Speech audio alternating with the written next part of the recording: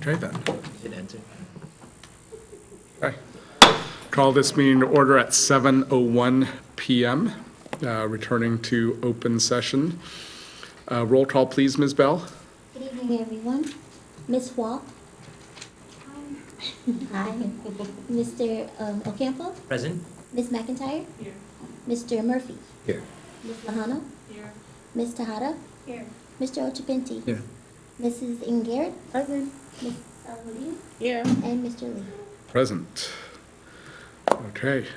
Ms. Lahana, would you lead us in the pledge?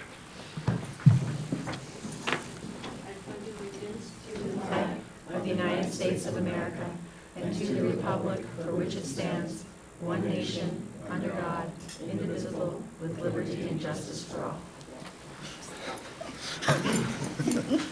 We'll see. Working on it. Yeah. Work in We're on our progress. way. All right. Okay. Dr. Doria, are there any changes to the agenda this evening? There are no changes. Is there a motion to approve the agenda? Motion to approve. Second. All those in favor? Aye. Opposed? Okay. There is nothing to report out of closed session this evening, so we'll jump ahead to the board report. Trying to start with regular board members first, since Yep. it's someone the new board. Yes, we'll do that. So we'll start with Ms. Tejada, and we'll work our way down the line and then back over to the students if they'd like to report out. Just want to welcome everyone to the new school year. I'm looking forward to getting down to work and excited for all the great things I know we'll be sharing during the school year. Welcome back to the new school year. Glad to be here. I have nothing else to report, but I'm looking forward to it as well. Me as well, thirdly. Welcome everybody back. And I'm looking forward to all the back to school nights that are happening in the next couple of weeks, so I will see you all there. Trustees Todd and I were at the Student Advisory Council meeting last night, which was our first one of the school year. So it was a really good meeting. The students solidified the groups and projects that they're going to be working on throughout the year. The other thing is, I went ahead, I believe everybody is going to participate in the Equity Network, so I went ahead and signed everyone up. And so the first meeting for that is on September 16th at San Mateo Union High School District.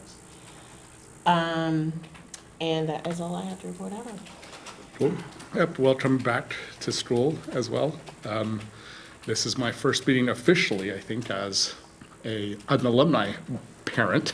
So, it's kind of cool, kind of weird to actually say that. So, pretty cool. And nothing else to report other than it was actually good to get my kid off to college over the weekend. So, it was good. All right, well, student trustees, if any you'd like to report out, Ms. Lahana, why don't you kick us off if you've got anything to share? Okay, I have kind of a bit more than you guys. That's good. I was thinking of everything that I've done since the summer. So we had our ASB retreat, which was all student planned. It was mostly me and the ASB secretary. It was 3 days long, and we just learned basic like ASB logistics skills and everything. And that led into planning new student orientation. And then we also had, into the school year, we had our picture day, which was also helped out by students, and our senior sunrise, which was mostly juniors who helped run it. And right now, we're having our freshman elections, which is this week, and it ends on Friday. So the interviews were today after school, tomorrow, and Thursday. And we have about 9 people total candidates. And then, yeah, again, last night at our meeting, we just broke into our groups. The different groups are Go Green, Bathrooms, and Campus Safety. And then in my group, we just set like a first deadline for starting Go Green clubs if our school doesn't have one. So at Terra Nova, this year was the second year of our Link Crew program, which was a freshman orientation kind of integration program. I wasn't a member of it last year in the first stages of it, but I was part of it this year. And from what I've heard, it was phenomenal. And from what I've heard, it was much better than it was last year. So that was a lot of fun to be a part of. It was really good it felt good to kind of bring the community together and, help those freshmen who I remember, I was scared as a freshman, first day of school and orientation and all that. So it was nice to kind of give back and help those kids feel a little more comfortable in a new environment. The new food from Chartwell's, I personally haven't had it, but I've heard a lot of great feedback from my peers, and it seems to be a real success. And then the upper walkways at Terra Nova, construction has finished on those, which has made it much easier than last year to get around campus. So that was nice that a bunch of freshmen didn't come into a new school, new environment that was a construction site. So it was good to have it sightly when people showed up, and it's helped a lot helping people get around, so that was nice to see. Okay, so at Thornton's campus, I've also heard a lot of good feedback about the lunches from Cartwheel. We have a new math teacher, Miss Khan. She's doing good. Her class is a really good class. The school environment all around is better than it has been, and everybody's kind of together more. Me and 3 other students were selected to go to Camp Lead, and we went over the summer. And so we brought some of those activities back, and we did our first circle activity with the new students coming from other schools, and that went really well. So I think that's At Jefferson High School, it started off a bit rough. Schedules were misplaced. Some people were missing classes. Some people didn't have classes in order to graduate, and that caused a lot of problems. But over the past week or so, it's begun to stabilize. Also, we're soon implementing the first Grizzly Flex Time, which is a system where on Tuesdays and Thursdays, there's 20 minutes just dedicated to the student, whether it be recovering a test from a missing class, it's a study hall, just anything for the student they need on Tuesdays and Thursdays. And overall, the first few weeks have been really nice. People have been adjusting. And even though this is the largest freshman class Jefferson has had in a while, people are adjusting quickly and just getting around. And also with the new staff, they all seem pretty friendly, and they all seem to be getting along with the new students and old students as well. At Westmore, this year's orientation was split into 2 for each class. So by last name, there'd be 2 different times where a student would go for their orientation, get their schedule. There was a passport system where a student has to receive a stamp before moving on to the next station. So it was way more efficient, and students have to wait as long as if all the students went at once to an orientation. Westmore also got new water fountains, which were automatic and also filtered. A lot of students are happy about that and really like that. Chartwell's, there's been a lot of good student feedback. Students really like how it's better compared to previous years, and it feels like they're eating real food now. A few days ago, yesterday we had our gym assembly. Each class went to the gym for a welcome back assembly, and this year was a bit different because student government decided to have an activity, a game, to share with their class the code of the Rams, which was respect, ambitious, motivated, and self-directed learner. And we made a puzzle out of that. And then the participants received goodie bags filled with snacks after that. And today was the first day of the student government interviews for 9th graders, and that went pretty well. Thank you. Thank you. Dr. Deloria? So I have a long list too, but maybe I'll cut it a little bit shorter.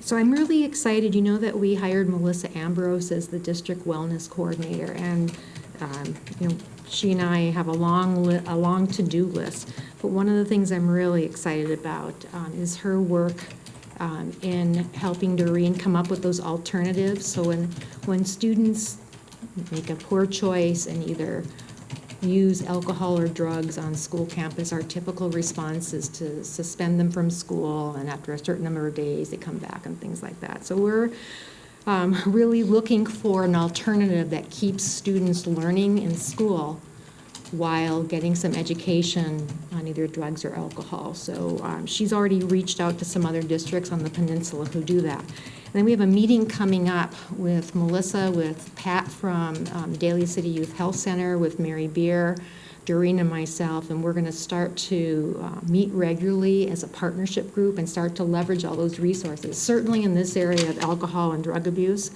or drug misuse, but also in the area of mental health. So I'm just really excited to be able to work on that. I'll kind of build on what the students were talking about. It was a really great kickoff meeting for the student advisory last night. You heard from Chanel what the 3 groups were. And what was really nice is today, Tina and Marcus and I met, and I was kind of debriefing the meeting with them. And they're coming to the next student advisory meeting. And I'm going to provide them with some answers and get some feedback from them, especially in terms of developing that restroom checklist and rubric to start using with walkthroughs with the custodians across the district. So I'm really, really excited about that. They had some really good ideas around the Grizzlies, Rams, Tigers, Go Green program. So I think that's going to be really productive. You know, last year we really did a lot of training in Circle Up. And one of the things I'm starting to see now at those schools who've done it at least a year, and I'll give Thornton as an example, when I walked around classrooms on the first day, teachers were already doing circle activities in their classroom. So remember, the first year you kind of work on staff relationships and things like that, but it was so good to see that it's crossing over into the classroom. And I have to believe that's contributing somewhat to what you're experiencing. Things can seem calm over there, and kids are coming, and it's full, and I love it. So that was really exciting. And finally, you know that one of my goals is not only for me to get back into classrooms now that I'm not teaching, but to work with the principals. So I've been out in classrooms quite a bit, and today was the first day where the Daly City principals were walking around classrooms over at Westmore High School, and we took a first little tiptoe into that equity conversation around curriculum. You know, are the teachers teaching what scope and sequence say we should be teaching? And when you compare teachers of the same class, does it look like the learning targets are the same? So we started that today, and it was a great experience, and the principals had a lot to talk about after it was over. So I, too, am very, very hopeful for this school year. I could go on, but I will stop. Thank you. Great. And AFT 1481, Ms. Tracy. Sorry, I rode my bike. That's okay. School and home today, Good so job, that was really Monica. exciting. Good job. Hi, welcome back, everyone. The year is going well. We're starting to have our site rep elections coming up next week. So right now we're doing nominations, so similarly to some of your schools, we have new site reps to elect. And continuing on with our district labor management council meetings. Those are going well, and the meetings with Dr. D and I are going well. We try to meet together, troubleshoot, and you know, deal with things before they become a problem. So appreciate the help and the work. So contact me if you need anything. Thank you very much. Okay. Item 11, consent items. Is there a motion to approve the consent agenda? Second. All those in favor? Aye. Aye. All right. Item 12, public comment. Ms. Taha, do we have any blue cards this evening? No blue cards. Okay, great, thank you.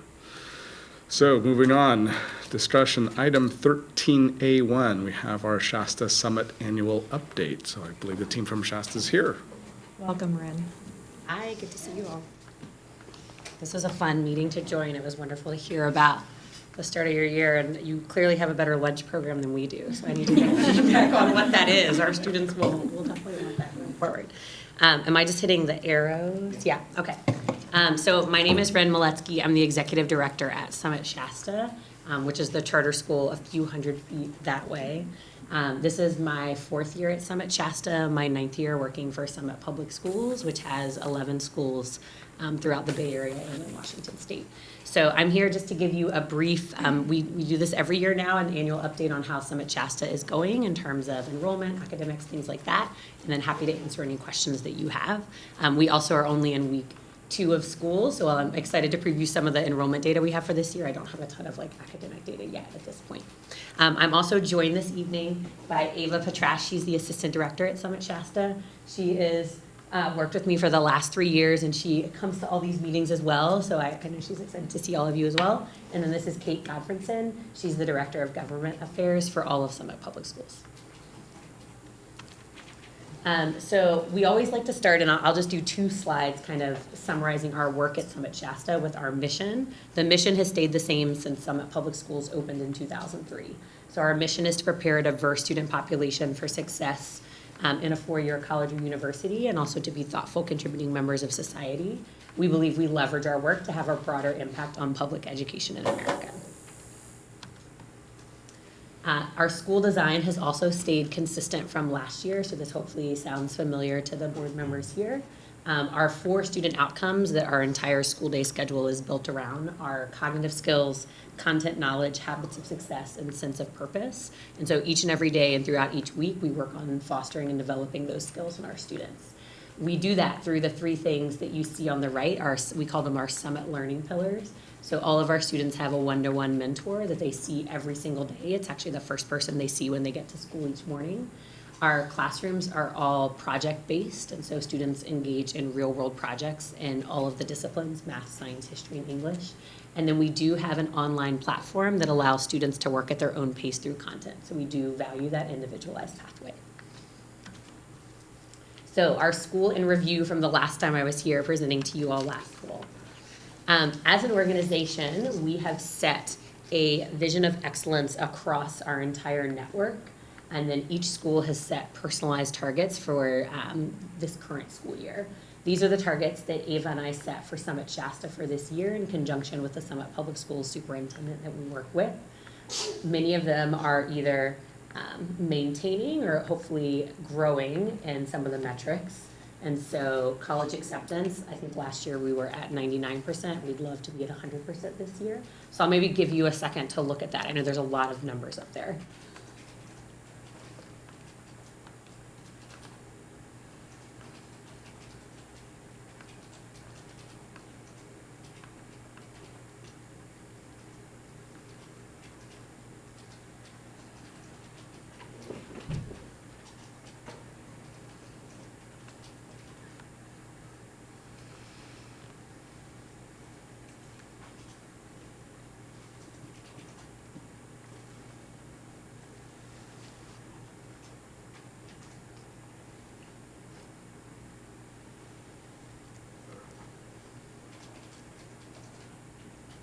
And so these are the 4 categories: the student achievement and development, learning environment, talent, and healthy and sustainable schools that Ava and I really think about each and every day. And we design our weekly schedule around making sure we're pushing towards these different priorities.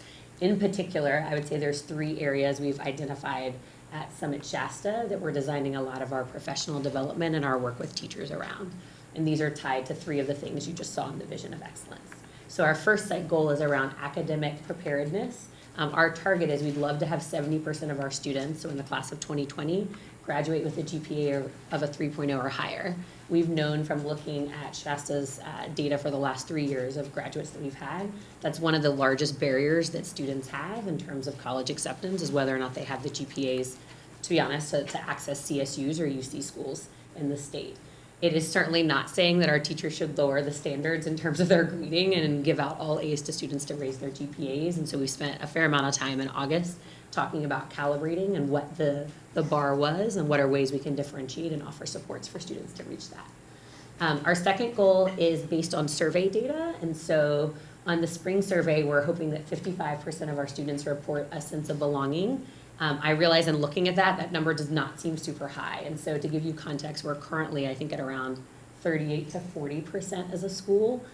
Nationwide, when I was looking at the data, high schools in general are pretty low at sense of belonging because the questions, if a student says something like, at times I feel like I don't belong here, which I think is a lot of times a common feeling that a teenager may feel. It's going to flag them as being low in sense of belonging. So this is a survey we give to our students twice a year, and we're doing a lot of targeted thing with our mentor groups to try to increase that number so students feel that at our school. And then our third site goal is around attendance. Our goal for this year is to have an average daily attendance of a 95.5%. Some updates on our faculty. So this school year, we have 6 office and administrative staff. Ava and I are the leaders of the school, and we also have 2 deans, 1 dean of instruction and 1 dean of operations, which is a new position at our school this year that's managing attendance and family engagement and pieces like that. The dean of operations oversees the community engagement manager and our office assistant who works at the front desk. We have 21 full-time faculty members on our team. All hold valid teaching credentials, and we have 3 residents that are members of the Summit Teacher Residency Program, and so they should be earning their credential by the end of the school year. And they are all there. We have 2 English residents and 1 in biology. This is our current enrollment for this school year. So we currently have 474 students. We've broken it down by grade. I know a big thing that we touched on last year was that very large freshman class, and so we intentionally kept it at the size that we wanted it to be. So our 9th grade class this year is at 116, which is right at the target we wanted. There was some attrition in that 10th grade. I think I was at 160 when I looked at the presentation I gave you all last year. And we did not replace any of the students that left. And so we are committed to remaining to that target of what we had set originally. Our 11th and 12th grade are about the same. We had a few transfers from 12th grade for very specific reasons we couldn't foresee around families moving out of state and out of the area, and so that led to a decrease in our 12th grade class. The demographic data I've pulled is unfortunately from last year. I don't yet have the comprehensive data for this year as we're still updating our systems, but you can see our percent of students male, female, special education, and then there's a race ethnicity breakdown as well.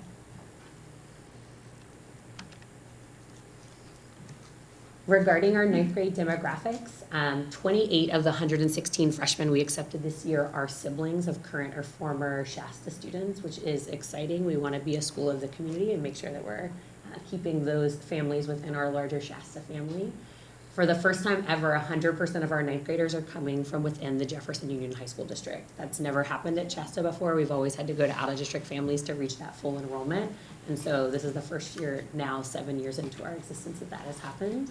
I did want to call out, there's the 3 schools listed there are 3 of the 4 target middle schools right within the zip code of where Shasta is located. And so I know we talked about that when we were going through our charter renewal. We did have a larger number of students from those schools, and we're going to continue actively recruiting from those specific middle schools. 40 of our 9th graders are returning to the district from private schools, and so that's just another number we wanted to flag. We do have a full-time community engagement manager now who is going to continue to work with us on strategic partnerships with the middle schools and to make sure that our families feel like they're involved in the Shasta community. I apologize, it's over here and I feel like I have my back to you all, so I'll turn more so I can see you. This is our attendance data. So on the right, you can see our ADA from the past 2 years at Summit Shasta. On the left is our goal and our current ADA. Our average daily attendance is always significantly higher in the first few weeks of school, which I'm guessing is probably true across all the high schools in the district. So right now we're almost at a 99%, which is great, but I'm guessing that we may see a drop off on that in the next few weeks. Last year we had 3 out-of-school suspensions at Summit Shasta. 2 of those were for physical aggression and fighting on campus, and 1 was for use of an illegal substance. We continue to use restorative justice practices, similar to some of the ones Dr. Deloria was describing with her team that she's working on, and so happy to answer questions about that too. Here is our performance data from last year on the state CAST exam. So we were excited that we saw increases in both our math and our English numbers for our juniors that took the test. 69.5% of our juniors either met or exceeded the standard in math, and 86.5% of our juniors met or exceeded the standard in English. For math, that was our highest math score ever, and so we were excited to celebrate that this year too. And then here is some of our college data. You can see over the course of the last 3 years the trends in terms of college acceptances. Some highlights from this past season. We have students going to 6 of the 9 UC campuses. 9 of the CSU campuses, and then there's a large number of private schools as well. One of the most exciting things is Shasta actually had 3 Posse Scholars, which is an incredibly competitive nationwide scholarship where they send students and they get a tuition-free ride to one of these universities. So we're sending 2 students who are starting at Boston University. They actually went a couple of weeks ago, and then we have a student starting at Lehigh. And those are, overall, Shasta's had 5 Posse Scholars since it opened, which is very exciting. We also have 2 NCAA scholarship athletes at Arizona State University and CSU Fullerton, and those are in gymnastics and volleyball. And then last other celebrations we wanted to share, we did go through WASC last year and received a 6-year accreditation with a mid-cycle report. So that was a huge undertaking that Eva took the lead on. So she did a lot of the writing for WASC, so a huge appreciation to her for that. We added the community engagement manager, and then Shasta actually has added a Spanish teacher. So that number 21, it was actually 20 full-time faculty members. I spoke last year, we were using Rosetta Stone because we didn't have room in the budget to hire another Spanish teacher. We were able to hire one this year, which I'm excited about because I think it'll lead to a much stronger language experience for our students. And so that is another change that we've had. So that was it in terms of the summary I had for you all, but I'm happy to answer any and all questions you have for me. Board members and student board members as well, if you have questions, feel free to fire away.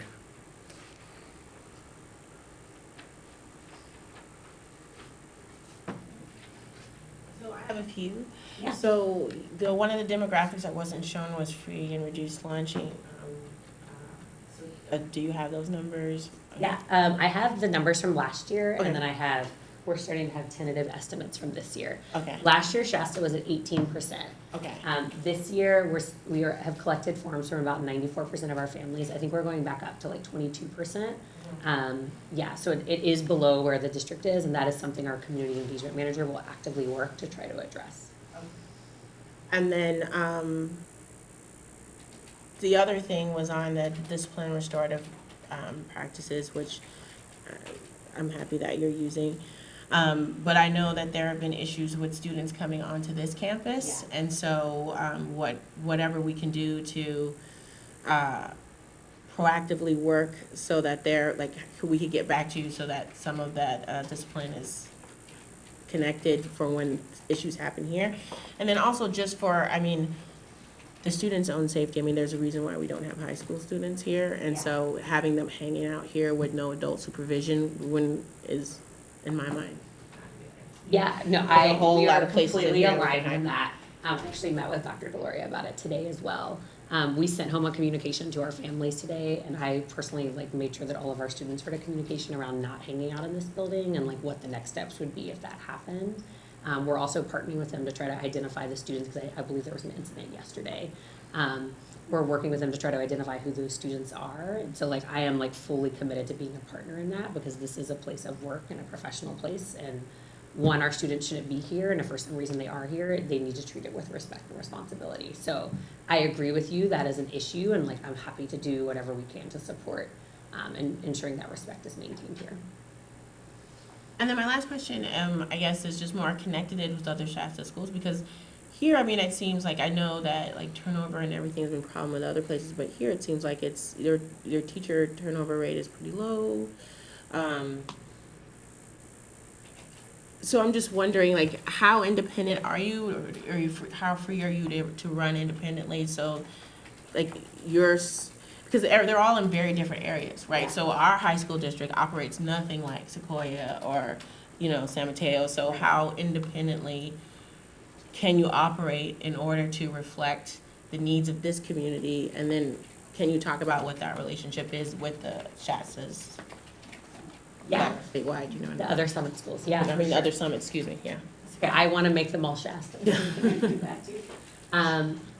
I would say that we're pretty closely aligned in terms of the programmatic, what our school day looks like, what the weekly schedule looks like.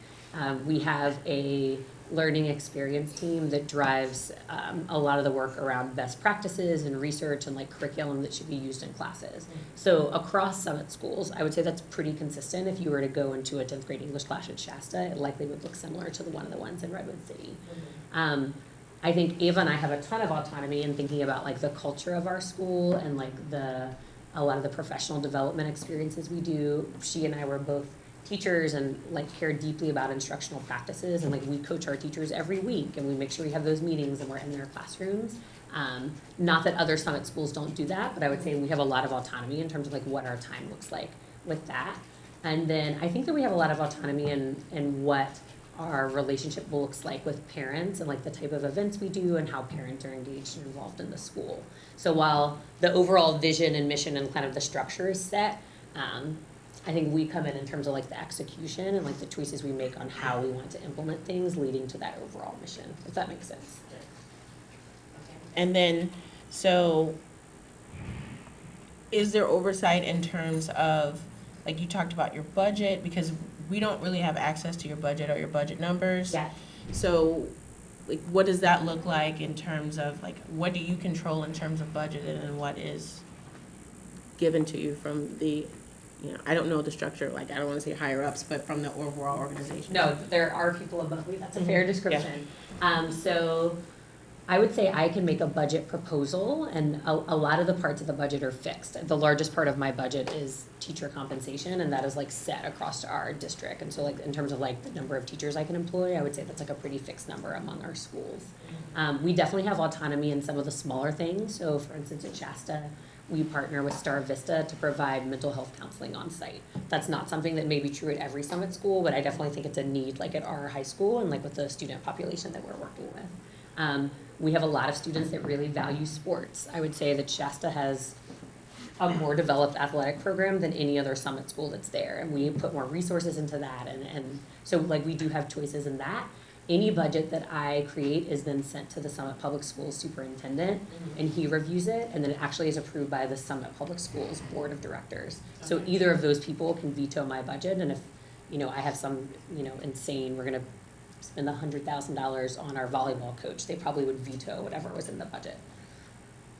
And then how much of your budget is reflective of, are you able to operate with 114 or 116 number, or do you have to, like, the 148, was that like reflective of, is there a need to have more funding, so we need to increase the number of kids, or are you sustainable at the 116? We're sustainable at the number at 116. So I would say our target enrollment is around 450, 440 to 450.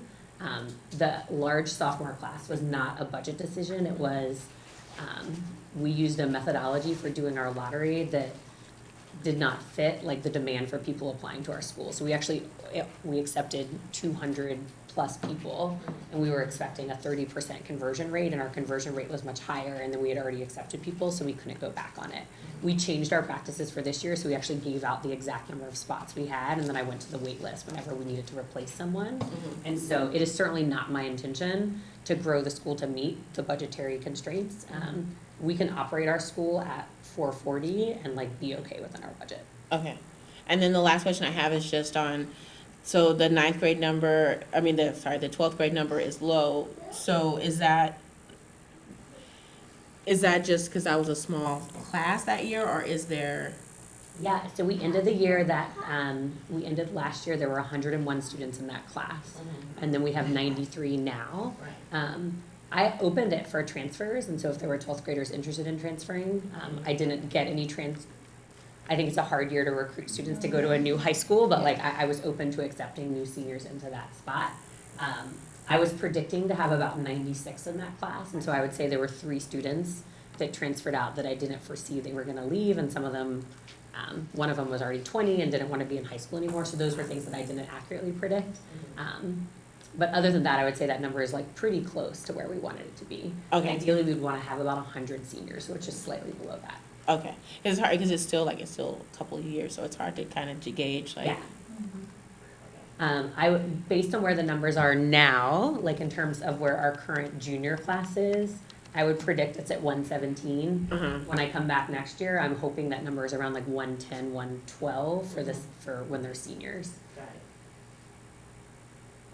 And again, just looking at outcomes, your outcomes are spectacular, so I know that you guys all have a lot to be proud of, and I'm glad that you're here presenting to us, and I'm hoping that we can continue, a relationship, because we are a shared school district, so we need to be talking to each other, so I'm hoping this continues. Yeah. Thank you for being here. Congratulations on And also getting another Spanish teacher. Yes, Sure. I'm very excited about that Yes, too. I'm really happy about that. I have a lot of family friends who are at Shasta. Okay. They're pretty happy right now. So did you not do the camping trip this year? We did not, yeah. And what was that due to? Because I know the kids who were siblings, they were looking forward to it, but they didn't know why. Was it just a different type of structure this year, or? Yeah, so to give context, the first 6 years of Shasta, we took the entire school camping for one night overnight in the Santa Cruz Mountains. We did not do that this year. Yeah, I'm like, oh my God. Yeah, we did not do that this year. We actually did not do it as a network, and I would say there was a couple of reasons we canceled it. One, when I initially started at Summit, there was only 2 schools, and so I worked at the one in Redwood City, and it was intended to be an activity you did in the first weeks of school to build community. As we've grown to 11 schools with everyone sharing the same campsite, I think that objective was muddled because Shasta this year was assigned like a Monday and Tuesday at the end of September, which is not quite the same as like going in the first week to build community. We also started to see there was a drop off in attendance, and for some of our students there was inequities in terms of maybe their parents won't allow them to go for cultural or family reasons. Maybe some of our students, like being out in the woods where it's like very hilly, is like very challenging for them physically, and so the last thing we wanted was for our start of the year community building experience to be an exclusive experience where we're only bringing 80% of the school and then like a number of people are not included in it. And so this year we did a community day instead. We rented out all of Gellert Park on Friday, August 16th. So if you drove by, you saw all 500 of us there. The nice thing is we actually were able to include more parents. Our parents organized a cookout for the whole school. And for parents, they weren't having to drive 2 hours up to the Santa Cruz Mountains and sleep on the ground and listening to teenagers all night. And so I was nervous about it. I was an environmental science teacher. I love camping. I was like sad that it was canceled. And the community day I actually think was more fun than any of the camping trips were. So, and I would say I actually got that feedback from a large number of students, many of whom who had set up meetings with me over the summer to tell me how disappointed they were. So I don't know what the plan is for next year. We're definitely going to revisit it and get student input. And I know a number of the 9th graders coming in were disappointed. But I think they actually still had fun at the community day we had at Geller. Just running back quickly to the demographic data. Yeah, for sure. And you know, while, yes, you're to be tremendous, you know, for the year-over-year improvement on your task results, have you looked at the gaps between the ethnic subgroups, you know, and what the gaps are? Yeah, our largest gaps, I need to analyze it more quickly or more closely from this past year. We had the largest gap in the past between special education students and our general population, which was pretty substantial in past years. And I know we talked about that in the charter renewal discussions we had. There was a gap for students that are socioeconomically disadvantaged. It was a little bit less this year, and so that definitely is something we've started talking about as a faculty, and we've thought about in like the interventions we put in place. We particularly see it. The vast majority of our students passed the English language arts exam. When we look at the students who didn't pass, it's a lot of like English learners or students who maybe at home speak a different language. And so like, what are some ways that we can support students in being more successful there? I'm happy though if that would be helpful if I come back next year to like bring a slide that breaks it down. Yeah, I think that would be helpful to definitely see that. For sure.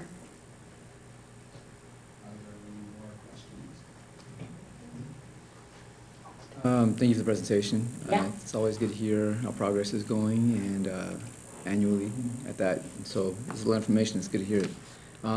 Congratulations on the admission rates to the 4-year colleges, and of course things like the attendance. It's impressive. I know some of the questions have already been asked kind of around retention and all these things with staff. I'm curious, given demographics, so student achievement and development. One, demographics, actually just going back to, or we can stay here. Yeah. So under the first category, the last target is equity, and these are goals, I know, but can you define what the equity goal is, the decrease in disproportionality by race, SPED, or SED, SPED, yeah. Yeah, so this is something we actually decided as a school leadership team, and I realize it might be a little confusing the way it's written. What it means is we actually, whatever the gap is from last year, we want to decrease that gap by 50%. So if the gap was 30 percentage points between all students and students with an IEP, we would want that to be 15% next year. And so we're like constantly looking to achieve that gap year over year. We have that one in every single category because we actually think it's important in every single category up there. Does that? Yeah, no, that makes sense. Okay. That makes sense. That's a good goal. Without asking what the benchmark was from last year, where it's going, I think that's a responsible approach to that. So I laud that. I couldn't help but notice in the demographics that African American representation is non-existent for students. Is that below 1%? Yes, I think so. 2%, maybe like 1.5%. Because in our talent as well, it's the diversity goal is the decrease in disproportionality between faculty and students by race. So I should ask, do you have faculty and staff that are African American on staff?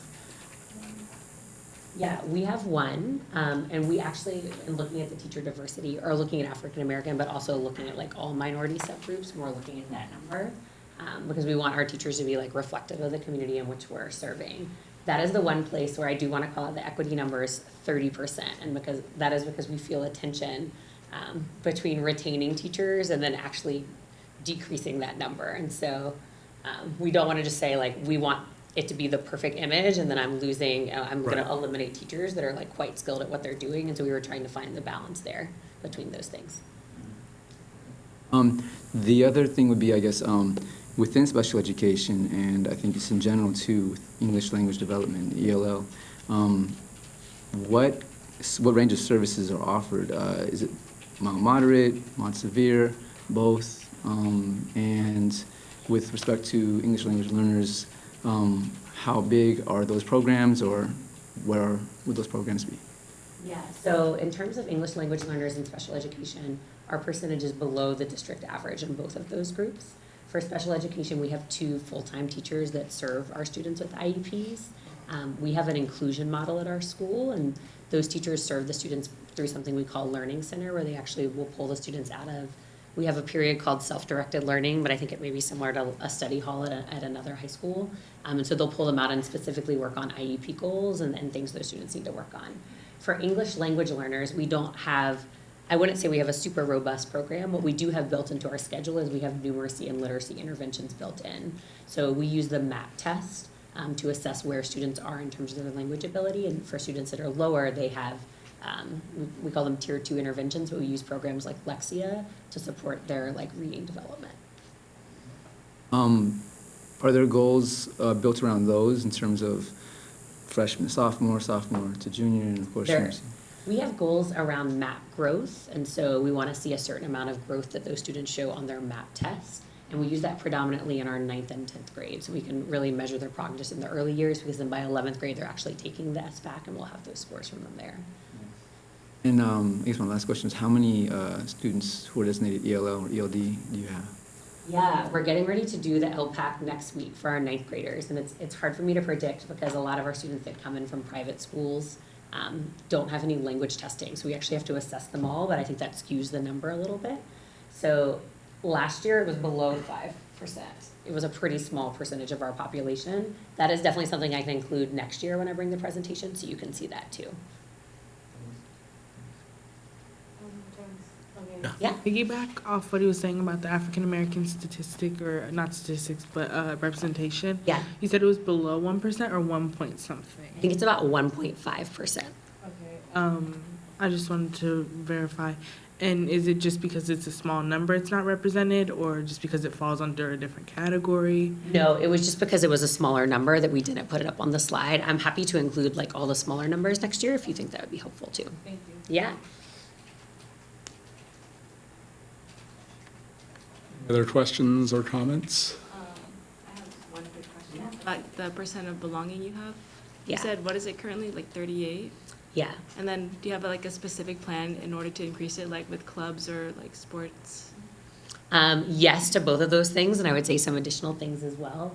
Our Dean of Culture and Instruction works really closely with all of our club leaders, and so she has met with each club leader. I think there's about 30 clubs on campus to make sure they have a comprehensive plan for the year. She's also working with them to make sure that we have like a pretty robust club fair for like new students and ninth graders to make sure that they're connecting and finding affinity groups that work for them. Sports as well, we've added some additional JV teams to some of our sports so that there's more access for students at our schools to participate. And then a huge part of the belonging, we do circles as well. I don't know if it's the exact same circle up. Yeah, I think it's pretty similar. So we actually do those every week as something that can help foster student belonging, and students do that in their mentor group every Wednesday. And so mentors are thinking about that as a tool for fostering student belonging too. Thank you. Other takers? Well, we would love to see some of your students present to us, you know, later in the school year. Yeah, like on anything in particular, or? Just in general, I mean, how their years going. Because all our schools present to us. Great, we have, especially, I think a lot of our students do internships and through our expeditions program, and so I could definitely have some of our upperclassmen come and speak about that experience, because a lot of it is in local businesses around the Daly City area. I will reach out to you. Yeah, you and I can talk. I can help you with that. We'll do that. Well, thank you so much for your time. It was wonderful to see all of you. Thanks for And coming best of in. luck with your school year. It's great to meet you all too. Thank you. Great, thank you so much for your time. Thank you so much. All right, moving on, we have a assortment of board policy and ARs from 13A2 through 13A11. Is there anything that we need to be aware of specifically, Dr. Deloria? So you saw in the weekly recap for a couple of weeks, I put with those changes where I did talk with Ms. Casey today. There's some language in the regulation that clarifies the kinds of things paraprofessionals can do with students and how close the teachers have to be in terms of supervision. It's not an objection to that language. In fact, that's not new language. That's always been in the regulation. But we want to think more carefully about those situations where students are what it would look like alone with paraprofessionals. So we're going to talk a little bit more. And if I have to make any kind of changes, I would certainly let you know that before I move this item to consent. Any other questions related to the assortment of BP and AR? Okay. Item 14, consideration of future agenda items. Anything for an upcoming agenda anybody wants to call out? So, no, I mean, I think we have, like at our retreat, I don't know how big our agenda is so far, but I do think we do want to add CSBA discussion at some point. I don't know if we want to do it at the retreat or if we want to just add it to. The conference, you mean? The conference, yes. CSBA conference. Or we just want to add it to an agenda to talk about the planning for the different presentations that various board members are doing. Yeah, okay. All right, noted. And I think we still need to pick out our school. Yes. For the year. Yeah, we will do that. Pick out our adopt a school. Adopt a schools, which schools are we adopting? Yep. Yeah. Cool. Very good. Well, with that, is there a motion? Well, let me see. Is there anything that we need to consider for adjournment? Okay. Is there a motion to adjourn? Motion to adjourn. Second. All those in favor? Aye. Opposed? All right. Meeting adjourned at 7:49 p.m. You're welcome, Ed. Sigh of relief over there.